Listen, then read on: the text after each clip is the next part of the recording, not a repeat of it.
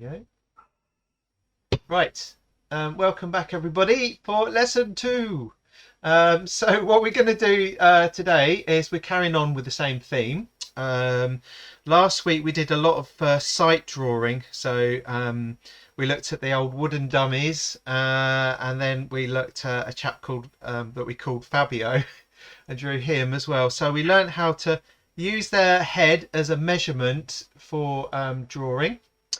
And then how to use that to do comparative drawing as well. So comparing the size and shape of the head with other parts of the body, or wooden dummy in this case, to learn how to measure. So we're going to carry on looking at figures. I want to do some gesture drawing. But I've decided to do that next week, because what I found today in the other classes is that we were doing some figure drawings from photographs and so forth, and people got really into it and really enjoying it, so I didn't stop to do any other gesture drawing or anything like that. So I'm going to do that next week now, so everyone's on the same sort of track. And we're going to look at some photographs. So there's a bunch of photographs on the website. If you haven't looked there, then and you haven't got any photos, that's a good place to go to get your photos. We're also going to do something which a lot of you are very familiar with, which is using a grid to draw, and something that I'm very keen on, which is using a biro as well. So we're going to look at those things today. So basically this will give us a chance to experiment with using mark making techniques, and I'll explain a bit more about that in a second. It will give us a chance to look at the figure a bit more as well, and obviously the different positions, the different types of positions that and poses that figures can get into and stuff that is interesting to draw from. So it'll extend our knowledge a little bit. But next week when we do gesture drawing, it will be short timed drawing exercises.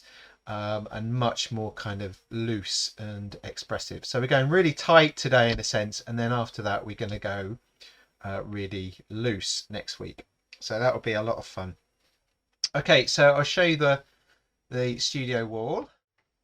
So here we are then. So this is the stuff we did last week.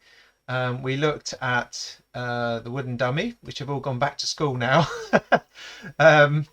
And we learned how to sight draw from the screen, because we couldn't do that any other way unless you've got one, which I think one of you had a dummy as well, didn't you? So that was quite good. Yeah.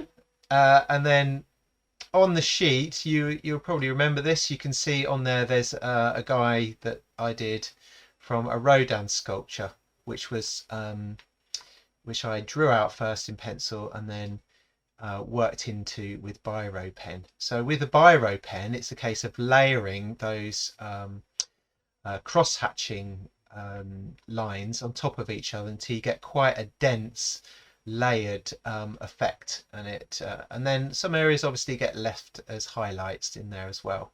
So we're going to look at that technique, but I also used a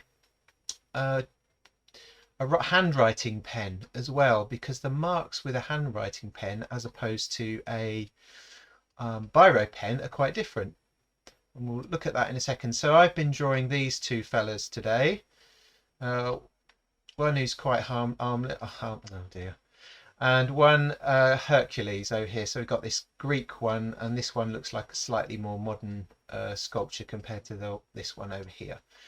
So the first one is obviously mostly a torso, and then we've got this one where the body is leaning, and you've got this kind of almost like S shape or curved shaped figure in here, which I've been working from today. But I've added some of my own sort of marks and things into the drawings. So we're going to have a quick look at those right now. There we go.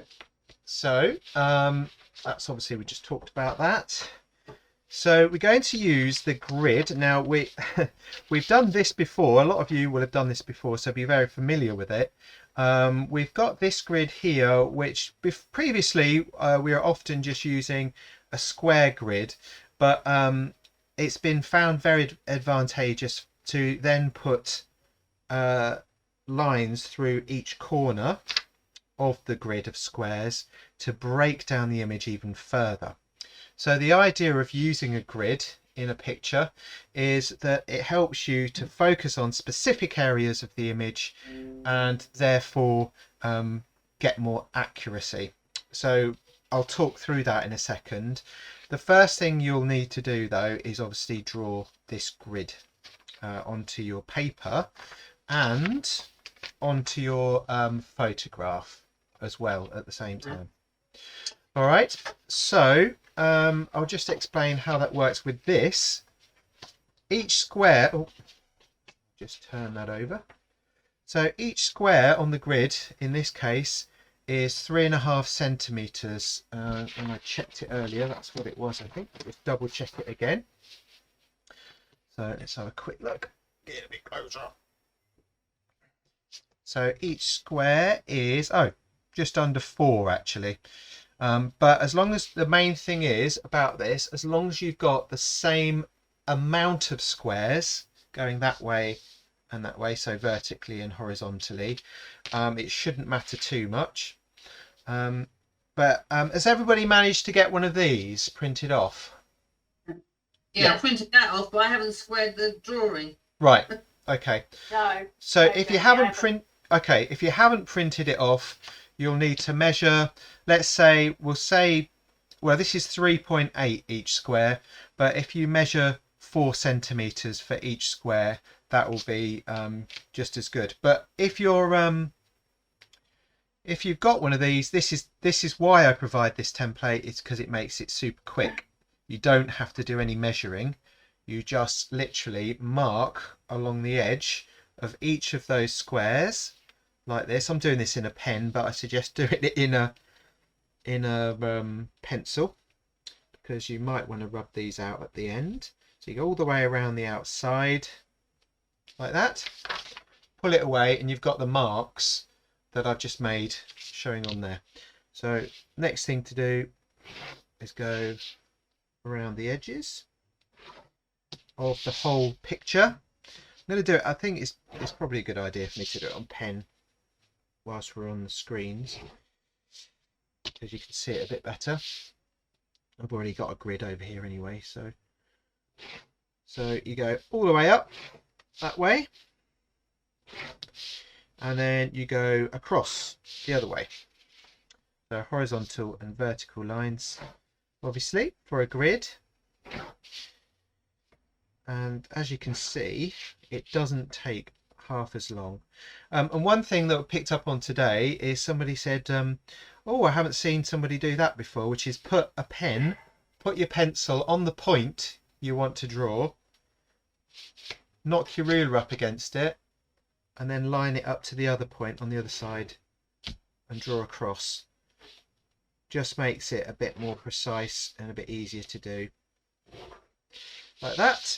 Now this is the bit you've got to be careful of, and I've seen people make mistakes with this one, is drawing the diagonal lines through. I suggest that you start in the top corner and do your lines like that, because it's very easy if you start in the middle to go wonky and draw the lines to the wrong point, so therefore you haven't got your crosses in there. So straight through the middle of each corner to corner of each square. And if you should be doing it in pencil, but if you're doing it in pencil, please don't do it too heavily.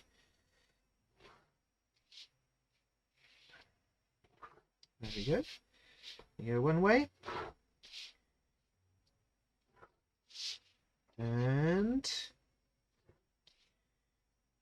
of course you go back the other way. So we start down in the bottom corner. So, AM tomorrow. And we join up each corner.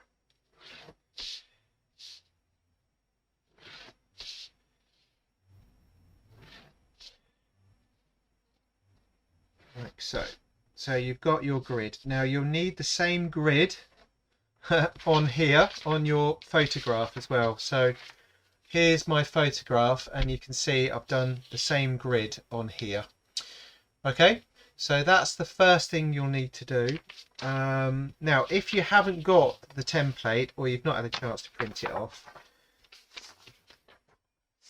then you're going to need to obviously line your ruler up, and I'm just going to say divide it into 4s.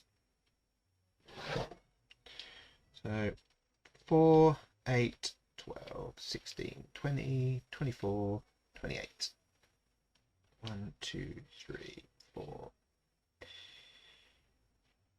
4, 5, 6, 7, I think it was, wasn't it? Yep. And then we go back the other way, making sure as much as possible, of course, that you've got a right angle on there when you're drawing it out.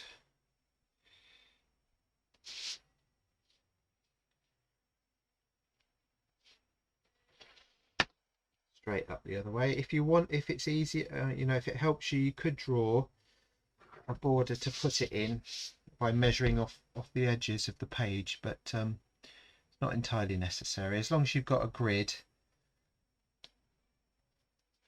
on there, you're going to be able to do exactly the same thing once you've got your marks. So essentially, I've just got to the stage here that I was at earlier on when I drew the grid on the page that you saw. Okay, so so we got this fella just over here, and I'll just zoom in a little bit. Focus. There we go. So now, what I find easier is if you, when you're doing this, is find a point you're going to start at, keep your finger on it, and then first thing you want to do is draw the silhouette, the overall shape of the figure that you're going to do. Okay, so you're using the grid to map out where exactly you're going to go with this. So if I start over here, I'm looking at the spaces that go around my box as well as the actual figure itself to help me work out if I've got it in the right place. So when I'm drawing this bit here, I'm also looking on the picture at the shape in the background. So if I come in so you can see what I'm saying. So here, look, this shape is the same as the one, well, it probably needs a bit of adjusting, and to be honest with you, as you're working on the picture, you will find that there's going to be bits that you need to alter. So to begin with, please work in pencil, and then you can rub things out. I actually did one without using a pencil earlier, but this one here, I did do that in pencil first. So the one of Hercules I did earlier, I just used a pen straight away, but this fella, I used pencil first. So I'm just doing this in Biro again so that you can see what I'm doing.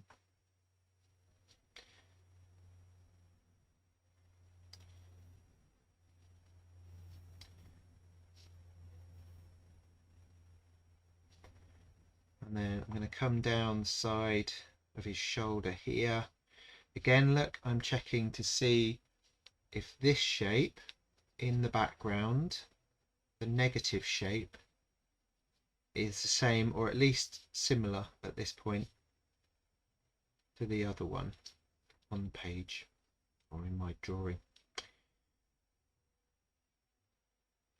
So as you can see, look, I've got my finger on there as well, just so I can easily find where I am on the picture. So you can also number it.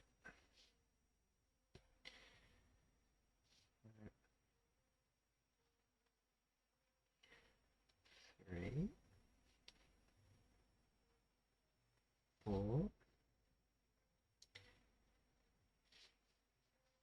previously we used to just use a grid of squares, but started to use these triangles because it breaks down the squares as well for you and helps you to map out and find where everything's going to be.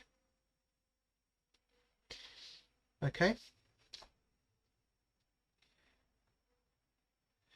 So when you've got the silhouette or the outline of this figure, what you can then do is start to map out where some of the next size down shapes are going to be. So we're getting the main shape of the overall person to begin with, or the form. I'll just sketch that in quickly.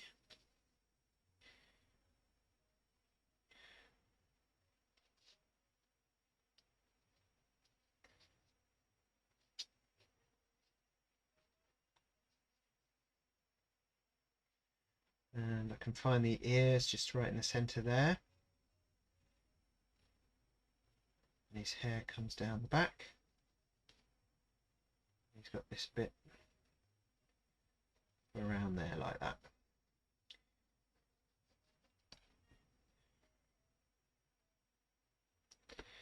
Okay, so you can start to fill in all of the gaps from there. All right.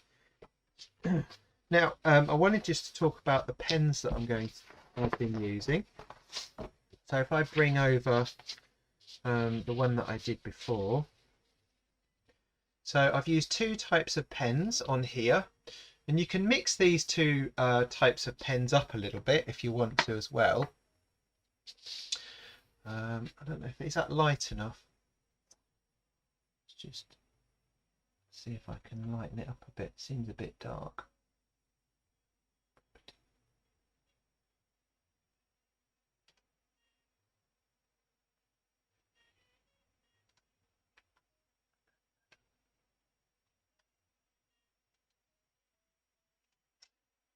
Oops.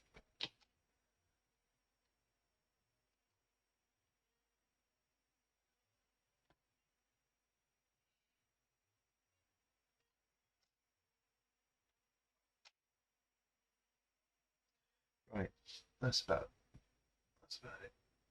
Put some more light on it in a second. Okay, so I've got one of these pens just here. So this is a handwriting pen, and it's almost like a felt tip. One of the pens that I really love to use is a Uniball pen as well. So if I just put that in focus a bit more. Here it is, a Uniball pen. These are brilliant to use, but I've actually got a handwriting pen as well, which is equally good. But the difference between these pens is the fact that, and then you can see it on here a little bit as well, the harshness of the marks is quite different to using the Biro. So this is the Uniball pen or the handwriting pen, and just above it here, look, is the Biro. So the Biro creates really lovely soft mark making. So there's an example just down here, but I'll do another one. I'll do it up here, come out a little bit. So the harder you press on here, you can actually get more heavy marks. And then if you release the pressure a little bit, so a little bit like a pencil, you'll get lovely, you can actually go quite light. The pens do very fine lines, but even if you just brush the surface with a Biro, you still get a little bit of tone. So you can get a lovely variety of marks on there. And then, as with pencils, you can build up layers of tone and mark making on top of each other to create the texture and the tone on your figure drawing. So you can see there I've built back over the top of it. If you want to get something that has a lot of depth or a lot of deep shadow, what you need to do is get rid of all of the white, so there's no evidence of marks. It's more just literally tone. So just brushing the surface, if you can see that, you've got very lovely light tones on there as well. And then if I want to get super dark, make sure there's absolutely nothing left over at all, so there's no little white bits showing in there. Now the pens, and I'll use both pens actually, but the pens create a much harsher mark. I don't know if you've got a Uniball at home, but you know, you could use one of those, or you could use this use a Biro pen this evening when you come to do the shading. So you can brush across and get lighter marks with these, but it's not as easy, and it forces you to make different kinds of marks on your piece of work. So it forces you to do things like use dots, stipples, wiggly lines to create the texture and the tone. And Biro just is much more kind of intense. So you can create soft stuff, but you can also build on subtle lines as well as heavier ones. I really enjoy using the Biro, but equally I love using these Uniball pens too. So you can see it's lovely clear lines, and when you're using it, it comes out really smoothly, but it's harder to get the light areas that you would get with a Biro.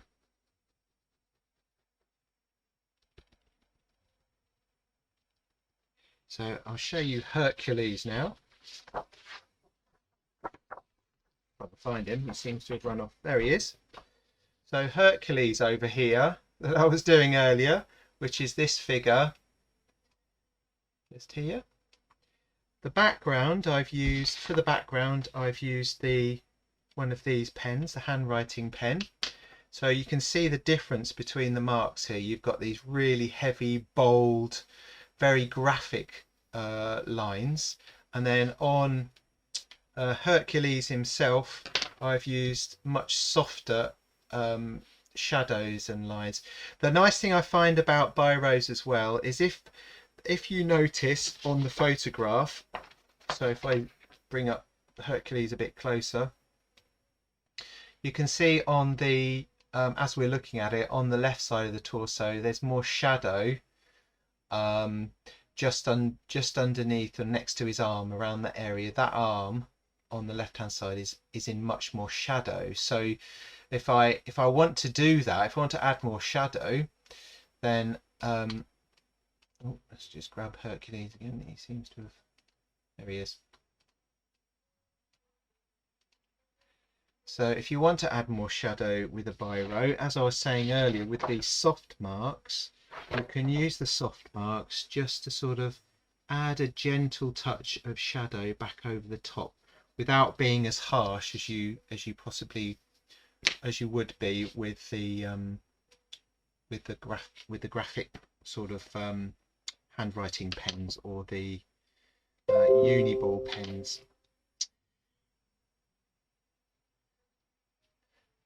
So I did also put on the website, and you can just look at this on the screen actually rather than having to print it out. I put this worksheet on the website for you to print off if you want to. There's lots of different techniques in here that you can experiment with and try out. So you've got, and indeed you could use one of these techniques to draw a large part of your picture if you wanted to. So like on here we've got these diagonal overlapping lines, we've got directional ones, lines and dots, scribbles, which we'll be doing a little bit more of next week, ragged scratchy lines, and loops, and so forth. So if you want to just have a little practice with some of these techniques, then just have a look on there. Have a look on the website, and you'll see all these techniques. Indeed, if anyone wants me to show you one of those techniques, I can do that as well.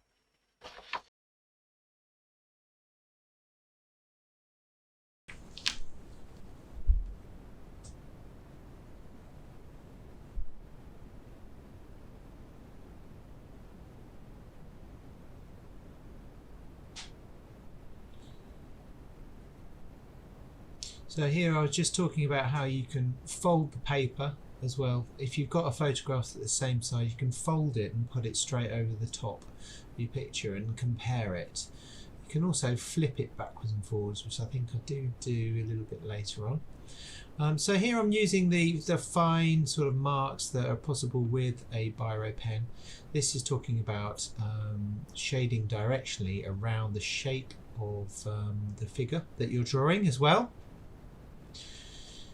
So Biros, as I said in the introduction, are beautiful for doing these really soft marks, and you know, if you really use them gently, you can virtually produce a drawing without any marks on at all.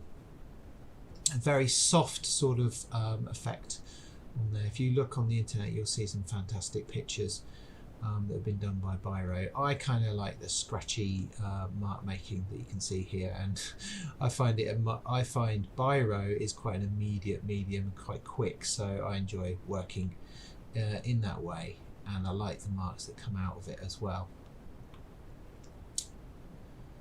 So I'll continue with that. On the shoulder there, you can see how some of the marks come around the side, and this is me just talking about using inks next week, which we'll be doing.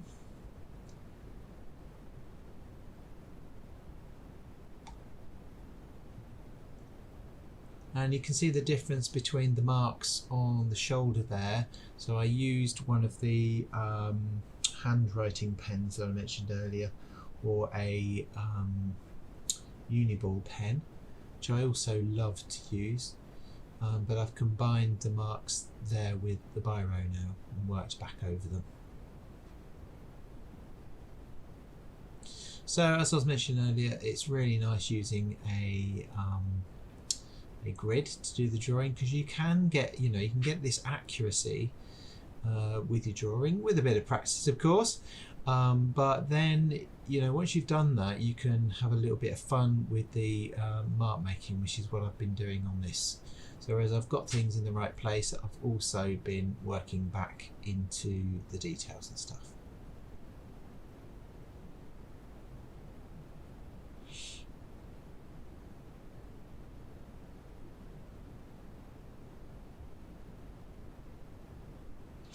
So we're just talking about PDFs and downloading pictures off the internet, I think, just there.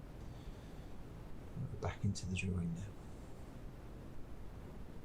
So I think at this stage I decided that it'd be really nice to show some of the different techniques from the sheet and how they might be used in the background of the picture as well. Up to this point we've been quite quiet in the class. So it's just explaining how you can measure off different parts of a picture against each other. It's called a comparative technique. So you can measure one part of the body against the other to see if you've, from the photo that is, to see if you've got the right sizes in your own image as well. And here, when you're using well, just down there anyway, when you're using the Biro to add tone and shadow, you can use the Biro very lightly in order to just map out where the shadows are going to go first before you fully commit.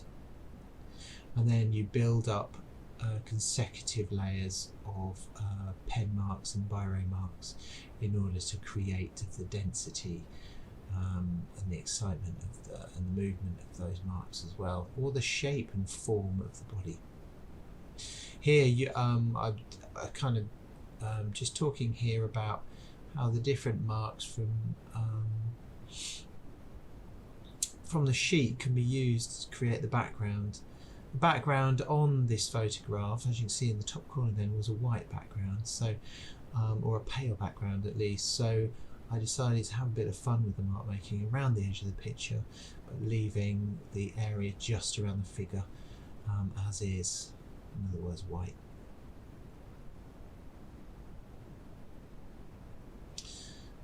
So with the Biro you can get dark marks obviously, but then what I decided to do was add a little bit just under the chin, around the chest,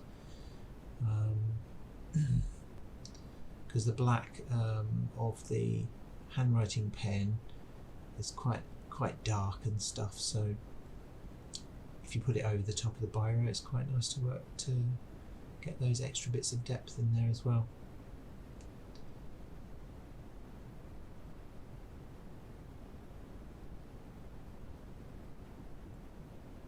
And then we go back on the Biro and mark making, so I'm filling in a few gaps in there now, and I think I go on to try some scribbling and things, or directional marks as well, in just a few seconds.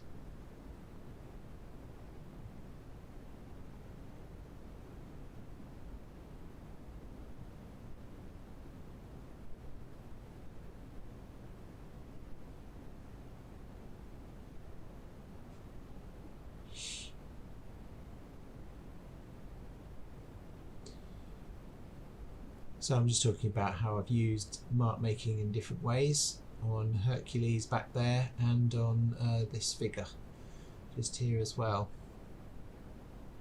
So as I was saying, I've left the white around this one, but the Hercules one, the background was quite dark, so I shaded from the figure outwards rather than from the outer edges of the picture inwards. And then I move on and do some just pure scribbling, building up lots of scribbles on top of each other and then darkening those down.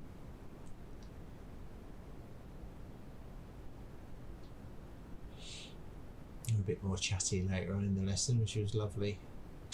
Nice to get into what each other is doing and talking about what each other's doing.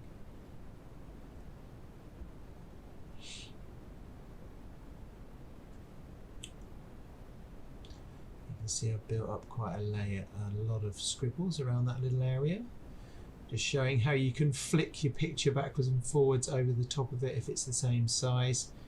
Check what you've been doing. Here I decided to do just purely diagonal cross hatch or hatching on top of each other, so I went over this quite a lot to make it plenty dark. Plenty dark, very dark. Just keep going and going over the top with the Biro pen.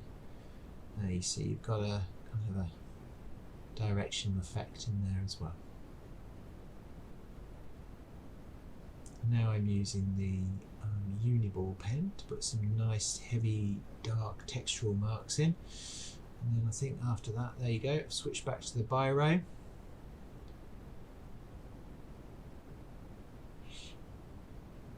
And then back onto the leg. So a lot of layering of marks and techniques on top of each other, as I've said many times. And it's nice just to have a little play around with these ideas and with the figures, staying on subject of course, and see what happens. There is a subtle texture on a lot of these pictures which you can achieve in different ways as well. At the bottom there I was using curved lines following around the shape of the figure as well, on the bottom that is. So a really good, enjoyable, experimental exercise